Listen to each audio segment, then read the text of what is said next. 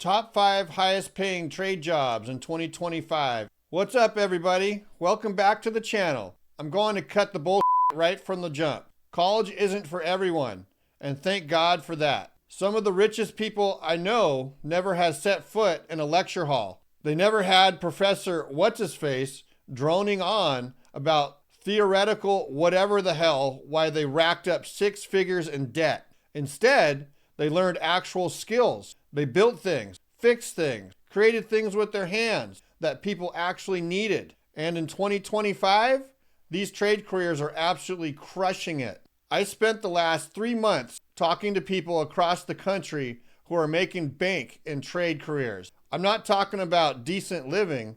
I'm talking about vacation home and a boat kind of money. So you're sitting there wondering if you need to mortgage your future on a degree you're not even sure you want, or if you're stuck in a soul-sucking corporate job staring at spreadsheets all day.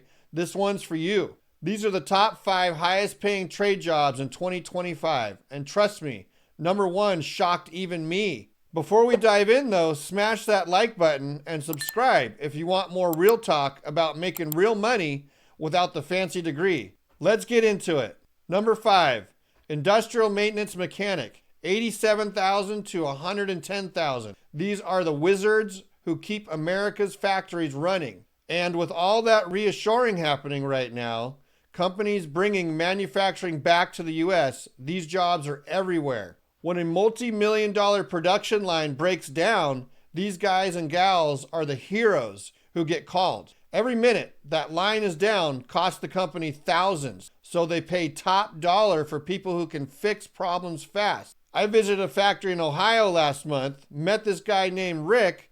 Dude was making $102,000 last year. No degree, just a 14-month technical program and 5 years of experience. Rick told me something I'll never forget. He said, "I get paid to solve puzzles all day. Each machine has its own personality. It's like being a doctor, but for robots." The crazy thing, most industrial maintenance mechanics are hitting retirement age. The average age in this field is like 57. Companies are desperate for younger people to learn these skills. What you need, a certification from a technical school, usually 12 to 18 months, mechanical aptitude, and troubleshooting skills. The more you know about automation, PLCs, and hydraulics, the more you make.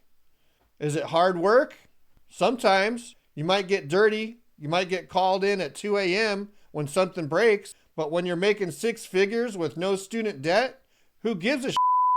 Number 4, elevator installer and repairer. 97,000 to 125,000. I'm not gonna lie, I had no idea these folks made this much money until I started researching, but it makes perfect sense when you think about it. When an elevator breaks down in a high-rise building, it's not just an inconvenience, it's an emergency. People could be trapped. Businesses lose money, lawsuits happen, so companies pay big time for specialists who can keep these complex systems running safely. I interviewed Sarah in Chicago, who's been in the field for 7 years. She pulls in $118,000 last year, plus benefits. She apprenticed right out of high school, and now she's 28 with a paid-off house. A house in Chicago at 28. People don't realize how technical this job is. She told me it's electrical, mechanical, hydraulic, and now everything's computerized too. Plus, there's the safety aspect. The best part? This isn't something that can be outsourced or automated. As long as we have tall buildings, we'll need elevator techs. What you need? Most people get in through a 4-year apprenticeship program. You'll need strong mechanical and electrical skills. And you can't be afraid of heights or confined spaces. Union jobs typically pay the best. One downside, it can be dangerous work if you're not careful. But the industry has strict safety protocols and the pay reflects the responsibility. Number 3, power line installers and repairers, 105 to 130,000. These are the reason you can Netflix and chill even after a storm knocks out the power line. They work with insane voltage. We're talking enough electricity to fry you instantly while hanging 50 feet in the air. And guess what? Climate change is making their jobs even more important. Every time there's a hurricane, ice storm, or wildfire that takes out power infrastructure, these are the heroes working 16-hour shifts to get everything back online. I spent a day with the line crew in Florida after that big storm hit last year. The foreman, Tony, made $127,000 base salary plus another $40K in overtime. During emergency restoration work, some of these guys can make $10,000 in a week. Tony told me it's not just about being tough. You have to be smart. Electricity doesn't forgive mistakes. What you need, most start up with an apprenticeship that combines classroom time with the on-job training. It takes about 3 to 5 years to become a journeyman lineman. You need to be physically fit, comfortable with heights, and able to work in all weather conditions. The job isn't for everyone. You work crazy hours when storms hit. You might get called away from your kid's birthday party because a car hit a pole and 10,000 people lost power. But if you can handle the lifestyle, man, the pay is incredible. Also, climate hardening the grid is a massive priority right now. Every utility company is upgrading their infrastructure to handle extreme weather, which means tons of work for years to come. Coming in at number 2, specialized welders, 120 to 200 plus. Now look, I'm not talking about your basic stick welding here. I'm talking about specialized welding, underwater welding, pipeline welding, nuclear welding. These elite welders are basically artists with torches, and they command insane salaries. I met Jason in Texas, who does pipeline welding. This dude cleared $190,000 last year. He works as 12-hour days, 2 weeks on, 1 week off. But his Instagram is full of fishing trips on his boat and vacations in Thailand. My college education friends are still paying off student loans, he told me. Well, I've been making 6 figures since I was 23. The craziest example? Underwater welders working on oil rigs. These guys can make 200,000+ working 6 months a year. The other 6 months, they're just living life. What you need, starting with a welding certification from a technical school, 6 to 18 months. Then get specialized training and certification in your chosen niche. You'll need steady hands, spatial awareness, and attention to detail. The downsides are real though. It can be physically demanding. Some environments are dangerous. And if you're working on pipelines or rigs, you might be away from home for weeks at a time. But if you're single or have a supportive family, this could be your ticket to serious wealth without a degree. With all the infrastructure projects happening across the country right now, new bridges, pipelines, manufacturing facilities, welders are in crazy high demand. And that's not changing anytime soon. And the number 1 highest paying trade jobs in 2025, electrical substation technicians, 130 to 215,000 a year. When I found this out, I was like, what? These folks are absolutely killing it right now. And almost nobody's talking about it. So what do?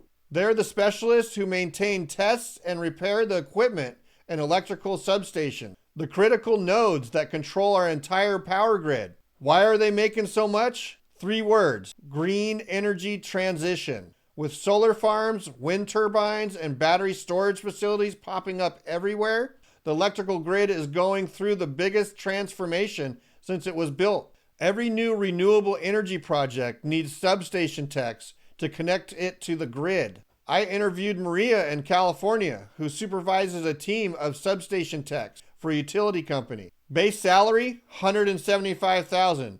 With overtime last year, $215,000. She started as an electrician, then got specialized training in relay protection and SCADA systems. Now she's one of the most in-demand specialists in the state. The grid is getting more complex every day, she told me. It's not just about keeping the lights on anymore. It's about managing power flows from thousands of different sources, protecting against cyber attacks, and making sure everything stays synchronized. Not many people understand how it all works. What you need. Most start with an electrical certification or associate's degree, then get specialized training in power systems. You need to understand both the physical infrastructure and the digital control system. It's a unique combo of electrical engineering knowledge, IT skills, and hands-on technical ability. The learning curve is steep. You'll need continuing education to keep up with the new technologies. But if you can master this field, you'll have companies fighting to hire you. And with the Inflation Reduction Act pumping billions into the grid modernization projects, this field is only getting hotter. So there you have it, the 5 highest paying trade jobs in 2025. Look, I'm not saying these careers are for everyone. They all require specialized skills. Most involve some level of physical work. Some have crazy hours or working conditions, but none of them require a 4-year degree.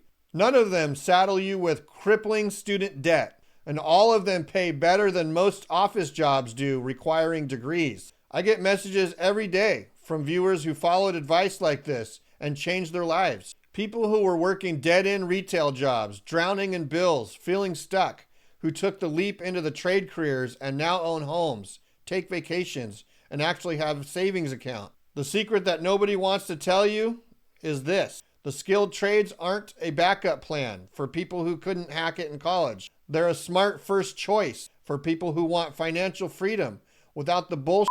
Our parents' generation was sold this lie that success means sitting in an office, that getting your hands dirty means you failed somehow. What a crock of shit. Some of the happiest, richest people I know work with their hands. They build things, solve real problems, and they get paid real money to do it. Before you go, hit that like and subscribe button and notification bell so you don't miss my next video. Drop a comment letting me know which of these careers surprised you the most. Was it the elevator tech? The substation specialist?